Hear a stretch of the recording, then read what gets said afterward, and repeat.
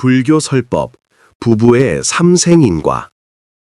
광활한 인애 속에서 두 사람이 만나 사랑하고 손을 맞잡고 혼인의 전당으로 들어가 부부가 되는 것. 이것이 과연 우연한 인연일까요? 아니면 이미 정해진 운명일까요? 우리는 흔히 인연의 신묘함에 감탄하고 또 때로는 혼인 속의 온갖 희로애락과 은원에 혼란스러워합니다. 왜 하필 그 사람이 다른 누구도 아닌 그가 당신의 평생 반려가 되었을까요? 왜 당신들의 관계는 때로는 달콤하다가도 때로는 또 갈등으로 가득할까요? 고대 동방의 지혜, 특히 부처님의 가르침은 우리에게 깊은 시각을 제공합니다. 부부관계는 단지 이번 생만의 일이 아닙니다. 그것은 깊이, 아주 깊이 과거 생의 인연과 얽힘에 뿌리를 두고 있습니다. 부처님께서 말씀하셨습니다. 부부는 삼생의 인과이니라. 금생에 부부가 될 수 있음은 전생에 뿌린 인이 있었기에 오늘의 과를 맺은 것이니라.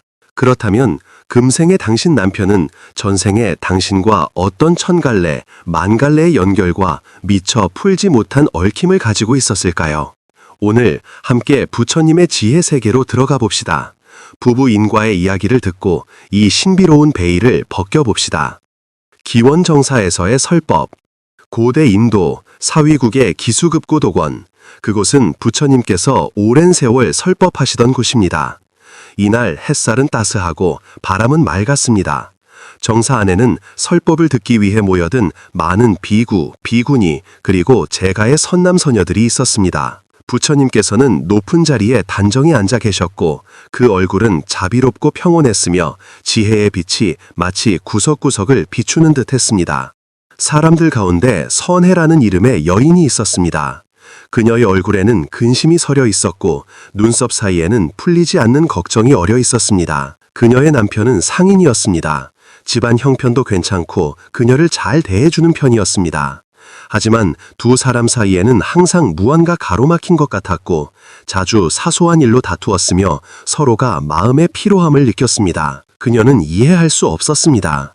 분명 사랑하는 두 사람인데 왜 함께 지내는 것이 이토록 어려운지. 부처님의 설법이 잠시 쉬었을 때 선혜는 용기를 내어 부처님 앞으로 나아갔습니다.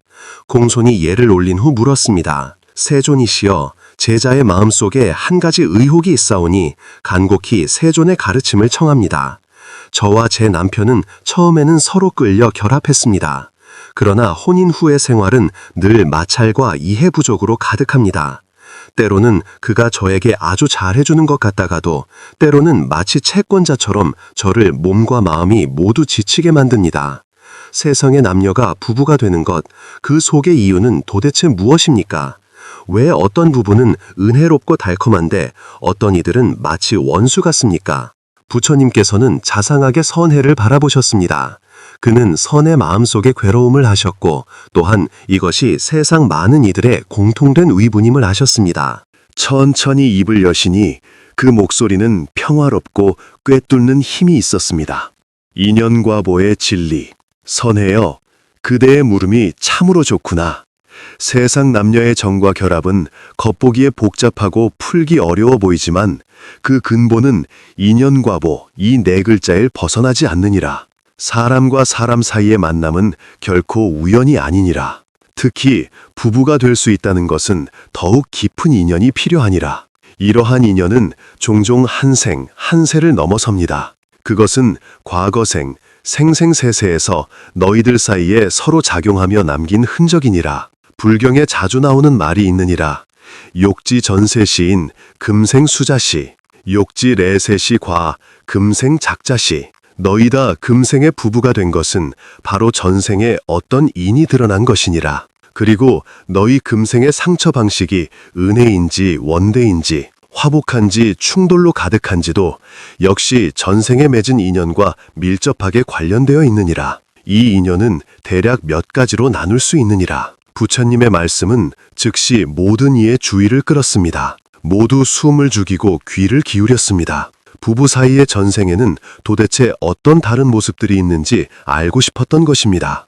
첫 번째, 은혜를 갚는 인연. 부처님께서 첫 번째 경우를 말씀하셨습니다. 선혜여, 어떤 부부는 금생에 서로 부축하며 은혜로운데 그 중 한쪽이 다른 쪽에게 항상 무사히 베풀고 보살피느니라. 이는 아마도 은혜를 갚는 인연일 것이니라. 상상해보거라.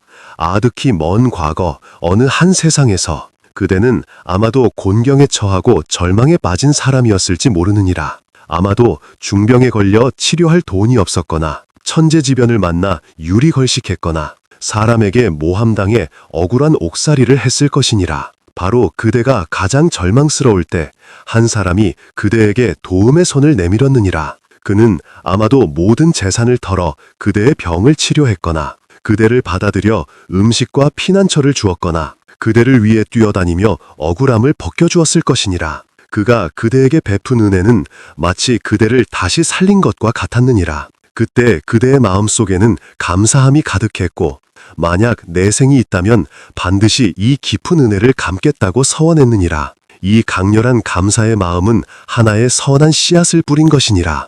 윤회의 흐름을 거쳐 인연이 무르익을 때 그대에게 큰 은혜를 베풀었던 그 사람이 그대와 다시 만나 부부가 되느니라. 마음 깊은 곳에 간직된 그 은혜 갚는 마음을 지니고 금생에는 자연스럽게 그 혹은 그녀에게 특별히 잘해주느니라. 기꺼이 그를 위해 애쓰고 그의 생활을 돌보며 그의 사업을 지지하고 심지어 무조건적으로 그의 단점까지 포용하느니라. 그대가 이렇게 할 때 내심은 기쁘고 보답을 바라지 않느니라. 왜냐하면 이것은 그대가 전생에 허락한 약속이며 그대가 기꺼이 갚고자 하는 은정이기 때문이니라. 부처님께서 선해를 바라보셨습니다. 그러므로 만약 그대가 그대의 남편이 온갖 보살핌과 세심한 배려로 그대에게 끝없는 온기와 행복을 느끼게 한다면 그는 아마도 그대 전생의 은인이며 금생에 과거의 도움과 은혜를 갚으러 온 사람일 것이니라. 사람들 가운데 얼굴이 온화한 중년 남자가 고개를 끄덕였습니다. 그의 아내는 온화하고 현숙하여 그를 지극정성으로 돌보았습니다. 그는 늘 이것이 자신이 닦아온 복분이라 여겼는데 부처님의 이 말씀을 듣고 마음속에 아내에 대한 감사와 소중함이 더욱 가득했습니다. 부처님께서 이어 말씀하셨습니다. 거꾸로 만약 그대가 그대의 남편에게 늘 베풀고 싶고 잘해주고 싶어 참을 수 없고 설사 그가 때로 고마워하지 않거나 심지어 당연하게 여긴다 해도 그대가 여전히 기꺼이 그를 위해 집안일을 하고 그의 거처를 돌본다면 아마도 전생에 그가 그대에게 거대한 은혜를 베풀었을 것이니라. 그대는 금생에 은혜를 갚으러 온 것이니라. 이 베품은 그대 영혼 깊은 곳의 선택이니라. 선혜는 듣고 있으니 마음속에 생각이 일어났습니다. 그녀는 자신이 남편에게 확실히 자주 베푸는 쪽이었던 것을 떠올렸습니다. 혹시 정말 전생에 그에게 받은 은혜가 있었던 것일까요? 두 번째, 원한을 풀기 위한 인연. 부처님의 어조가 조금 무거워지며 계속 말씀하셨습니다. 은혜를 갚는 것이 있으면 자연히 원한을 푸는 것도 있느니라. 이것은 부부관계의 또 다른 흔한 모습이니라. 만약 한 쌍의 부부가 금생에 늘 다투고 서로 비난하며 심지어 악담을 주고받고 서로가 상대방을 자신의 고통의 근원이라 여긴다면 이는 아마도 전생에 맺힌 원한의 인연일 것이니라. 상상해 보거라. 과거 어느 한 세상에서 너희 사이에는 아마도 심각한 충돌과 상처가 있었을 것이니라. 아마도 그대가 그의 감정을 속여 그를 만고의 고통에 빠뜨렸거나 그가 그대의 재산을 침탈하여 그대를 곤경에 빠뜨렸거나 너희가 극도의 증오로 서로 공격하여 심지어 더 심각한 결과를 초래했을 수도 있느니라. 가령 상대방의 몸이나 생명을 해친 경우니라. 이러한 행위는 서로의 마음속에 강렬한 원한의 씨앗을 남겼느니라. 이 원한은 마치 풀리지 않은 매듭처럼 윤회 속에서 계속 너희를 따라다니느니라. 인연이 다시 모일 때 너희가 또다시 만나 부부가 되면 전생의 원한이 잠재의식 속에서 발효되느니라. 너희는 이유 없이 상대방이 마음에 들지 않고 작은 일에도 격렬한 다툼이 일어나느니라. 그대는 그가 늘 그대를 겨냥하고 상처 준다고 느낄 것이고 그 역시 그대가 불합리하고 처처해서 괴롭힌다고 느낄 것이니라. 너희는 서로를 괴롭히고 서로 고통스러워하지만 또한 어떤 보이지 않는 힘에 묶여 함께 있으며 떠나기 어려우니라. 이러한 관계에서 자신이 늘 상처받고 손해본다고 느끼는 쪽은 아마도 전생의 그 피해자일 것이니라. 금생에 원한을 풀고 그 미해결된 원기를 받으러 온 것이니라. 그리고 자신이 늘 속박당하다고 느끼는 쪽은 아마도 전생의 그 가해자일 것이니라. 금생에 이 과보를 받아야 하고 전생의 원한 빚을 갚아야 하느니라. 부처님께서 선해와 다른 곤혹스럽거나 고통스러운 표정의 청중을 바라보셨습니다. 그러므로 선해여, 만약 그대의 남편이 그대에게 태도가 나쁘고 말이 박하여 그대를 자주 억울하고 상처받게 한다면 아마도 전생에 그가 어떤 방식으로 그를 깊이 상처 입혔을 것이니라. 그의 금생 행동은 그 풀리지 않은 원한이 움직이는 것이니라.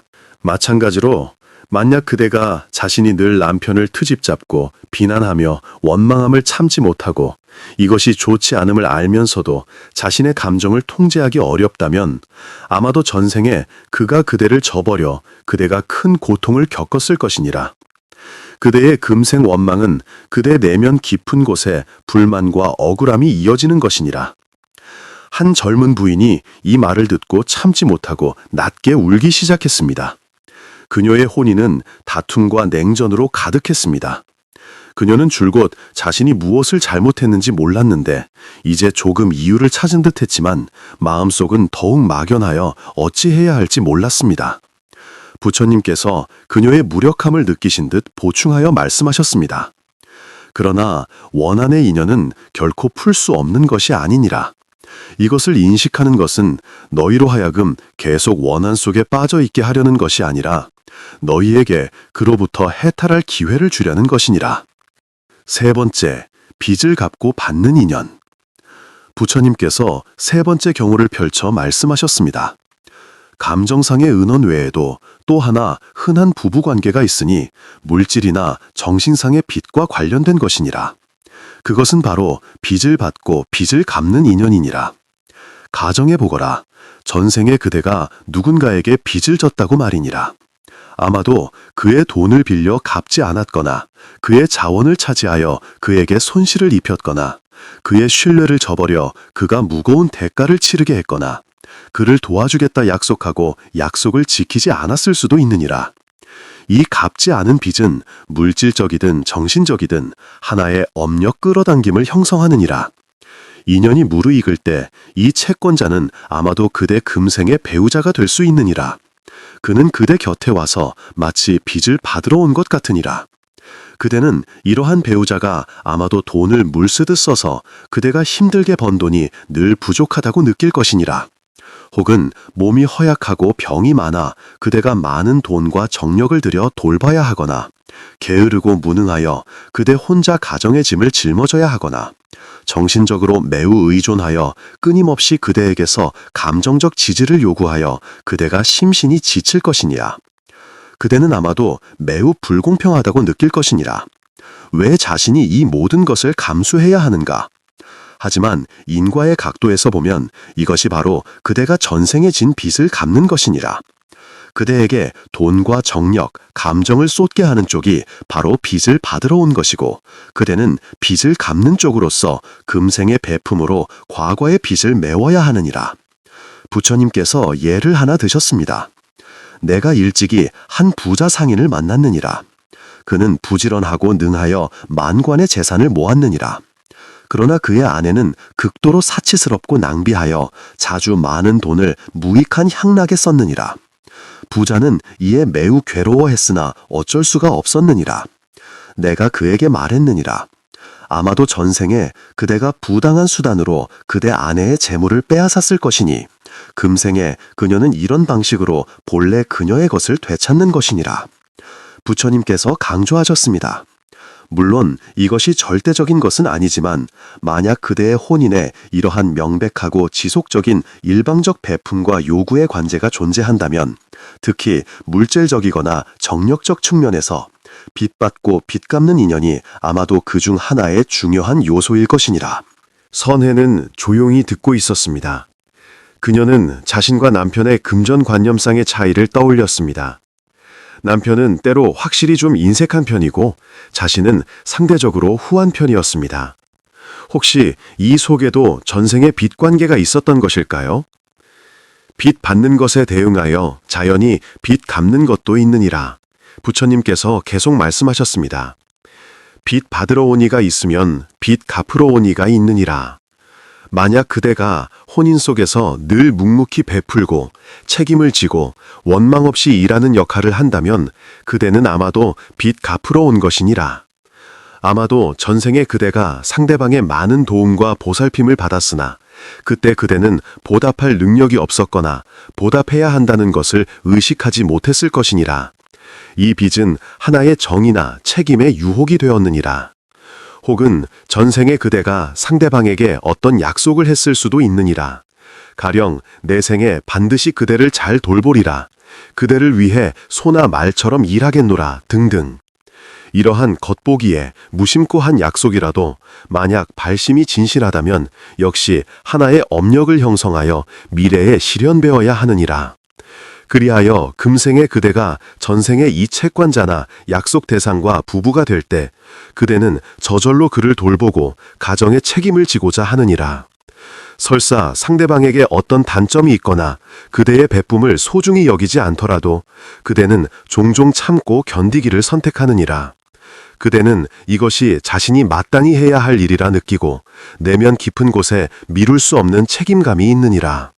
그대는 열심히 일하여 돈을 벌어 가족을 부양하고 마음을 다해 상대방의 의식주를 돌보며 상대방의 잘못과 부족함을 포용하느니라. 그대가 이렇게 하는 것은 완전히 금생의 애정 때문만은 아니니라.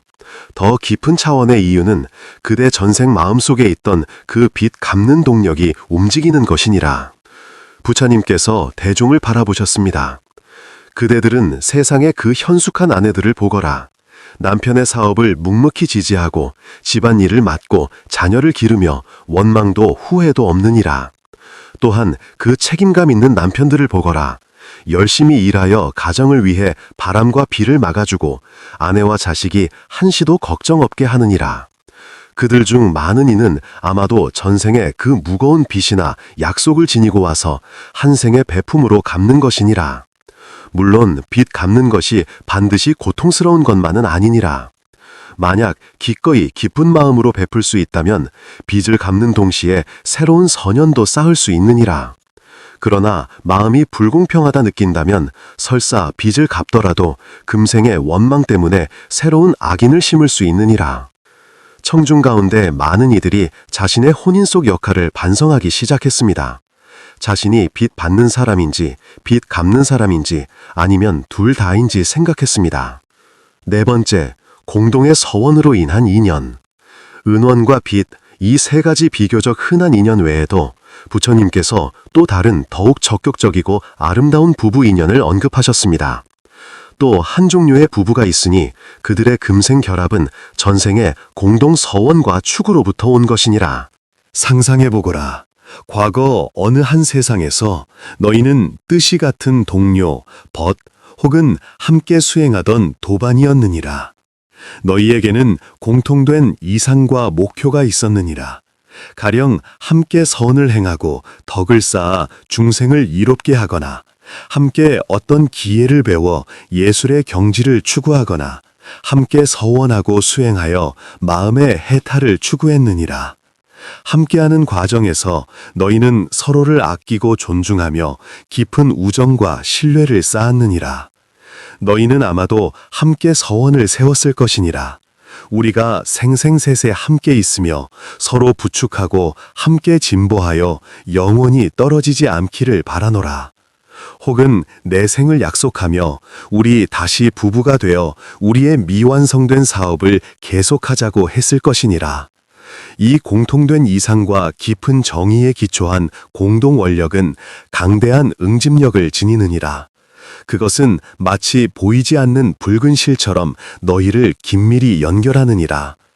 인연이 무르익으면 너희는 다시 만나게 되고 매우 자연스럽게 서로에게 끌려 결국 함께하여 부부가 되느니라.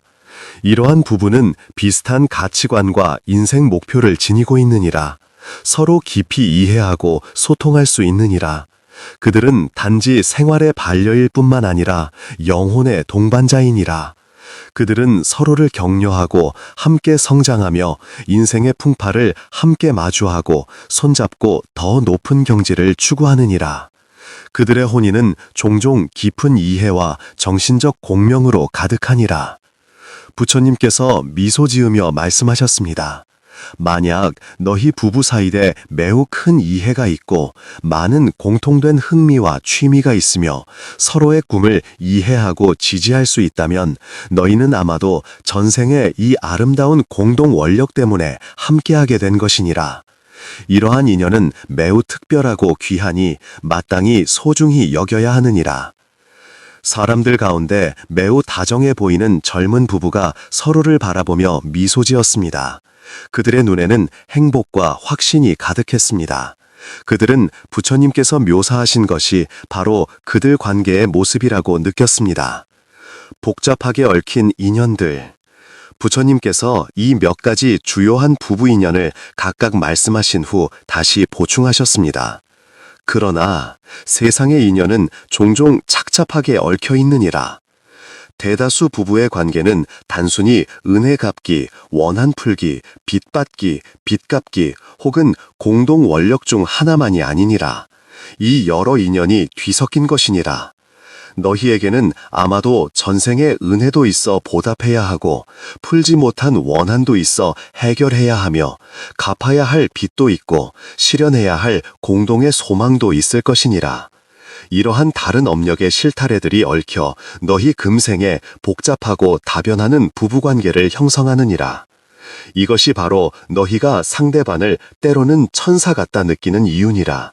그대를 보살피고 배려하니 은혜 갚거나 빚 갚는 것이니라. 때로는 또 악마 같아 그대를 고통스럽게 하니 원한 풀거나 빚 받는 것이니라. 너희의 관계는 때로 달콤하고 따뜻하다가 때로는 또 긴장되고 대립적이니라. 이것이 바로 다른 업력이 다른 시간, 다른 상황에서 드러나는 결과니라. 예를 들어 그대가 전생에 그의 목숨을 구했으니 큰 은혜지만 또한 그의 감정을 속였으니 원한이니라. 그렇다면 금생에는 아마도 물질적으로는 그대에게 매우 잘하지만 감정적으로는 그대를 냉대하거나 의심하게 할 것이니라. 또 예를 들어 그가 전생에 그대의 학업을 도왔으니 은혜이지만 그대가 나중에 그의 신뢰를 배신했으니 원한이자 빚이니라. 그렇다면 금생에는 사업상 그에게 매우 의존하지만 그는 그대를 신뢰하지 못하고 곳곳에서 방어할 것이니라. 이러한 복잡성을 인식하는 것은 우리로 하여금 더욱 전면적이고 객관적으로 자신의 혼인을 보게 하느니라. 한때의 달콤함 때문에 교만해서도 안 되고 한때의 갈등 때문에 전면 부정해서도 안 되느니라. 이 모두가 과거 인연이 드러난 것이며 우리가 마주하고 처리해야 할 과제임을 알아야 하느니라. 선혜는 여기까지 듣고 마음속의 의혹이 점점 명확해졌습니다. 그녀는 자신과 남편이 아마도 이러한 은혼이 뒤섞인 혼합 형태일 것임을 깨달았습니다. 이것이 그녀로 하여금 혼인의 복잡성을 더욱 깊이 이해하게 했고 또한 단순한 원망을 조금 덜게 했습니다. 당하를 파악하라.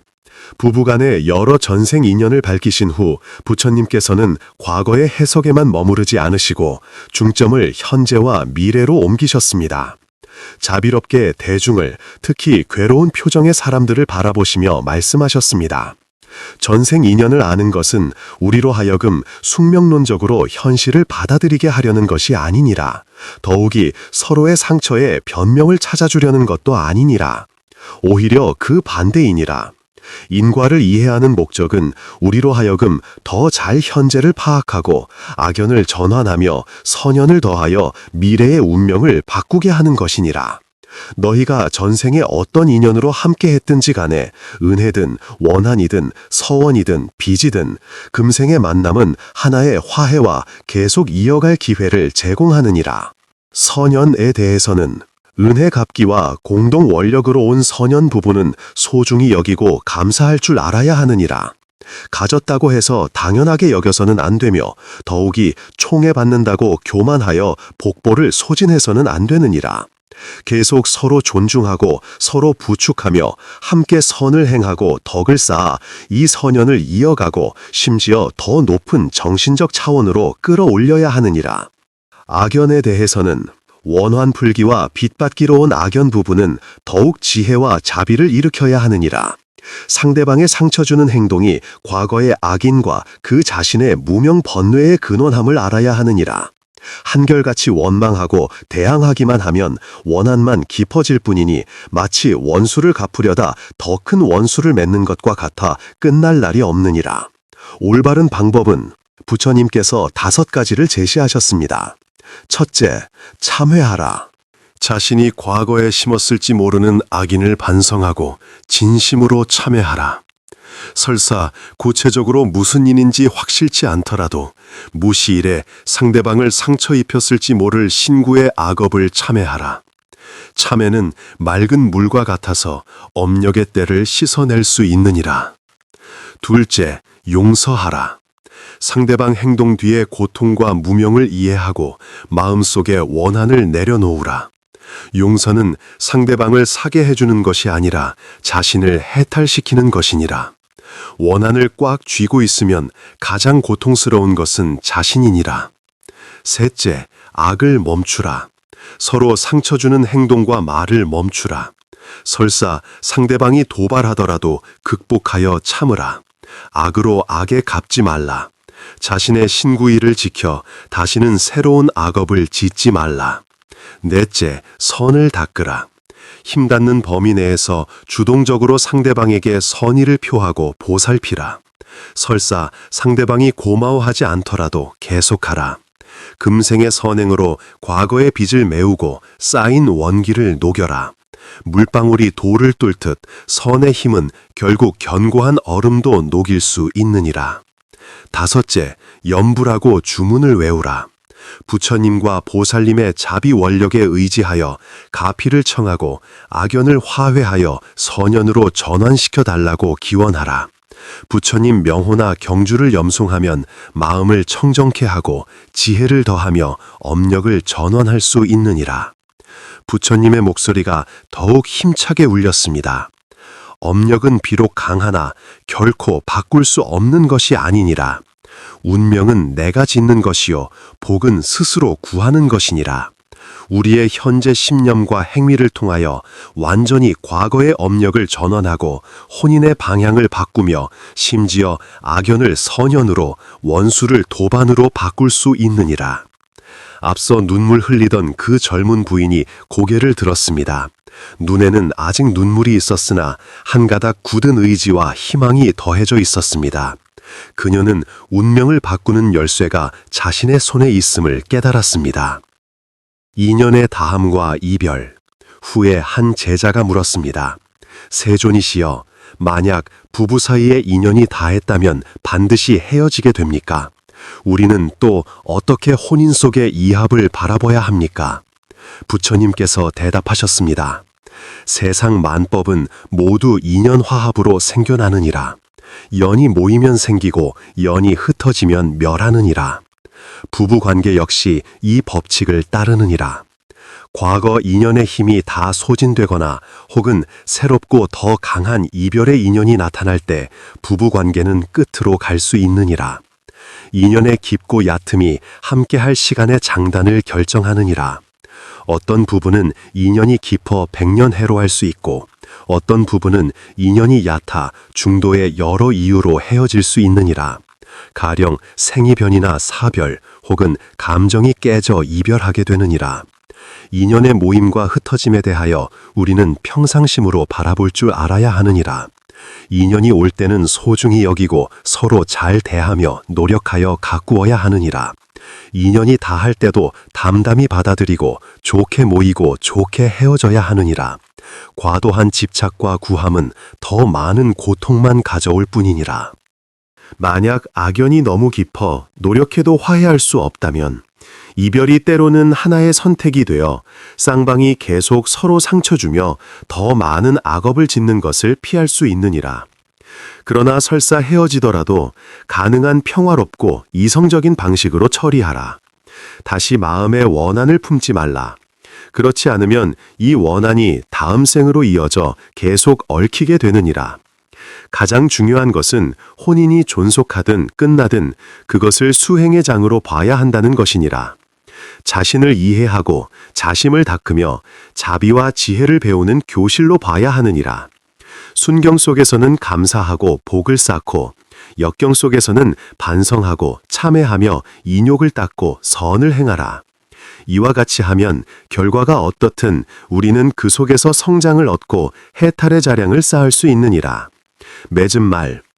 부처님의 가르침은 마치 맑은 샘물처럼 그 자리에 있던 모든 이의 마음을 적셔 주었습니다. 모두가 부부관계에 대하여, 인과 윤회에 대하여, 인생의 수행에 대하여 더욱 깊은 이해를 갖게 되었습니다. 순경 속에서는 감사하고 복을 쌓고, 역경 속에서는 반성하고 참회하며 인욕을 닦고 선을 행하라. 이와 같이 하면 결과가 어떻든 우리는 그 속에서 성장을 얻고 해탈의 자량을 쌓을 수 있느니라. 맺은 말. 부처님의 가르침은 마치 맑은 샘물처럼 그 자리에 있던 모든 이의 마음을 적셔 주었습니다. 모두가 부부관계에 대하여, 인과 윤회에 대하여, 인생의 수행에 대하여 더욱 깊은 이해를 갖게 되었습니다. 부처님께서 부부 삼생 인과에 대해 가르쳐 주신 것은 혼인 뒤에 깊고 복잡한 업력의 연결을 밝혀주셨습니다. 금생의 남편은 아마도 그대 전생의 은인일 수도 있고 원한의 대상일 수도 있으며 그대가 빚진 채권자일 수도 있고 그대가 보살피기로 약속한 사람일 수도 있으며 더 나아가 그대와 공통된 이상을 가진 영원의 반려일 수도 있느니라. 이러한 전생의 얽힘은 보이지 않는 각본처럼 우리 금생의 관계 방식에 영향을 미치느니라. 그러나 지혜는 더 나아가 방향을 제시하느니라.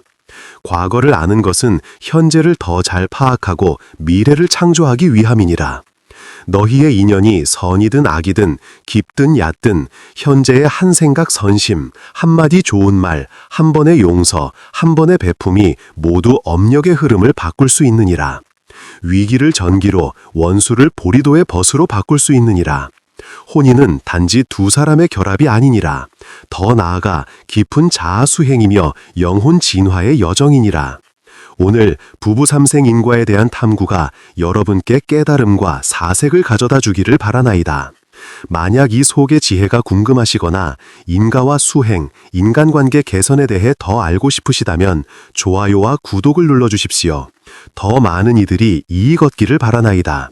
앞으로도 계속하여 여러분께 마음을 일깨우는 지혜를 나누겠나이다. 모든 인연 있는 이들이 현재를 소중히 여기고 악연을 선회하며 선인을 함께 쌓아 행복하고 조화로운 인생으로 나아가기를 기원하나이다. 나무 아미타불.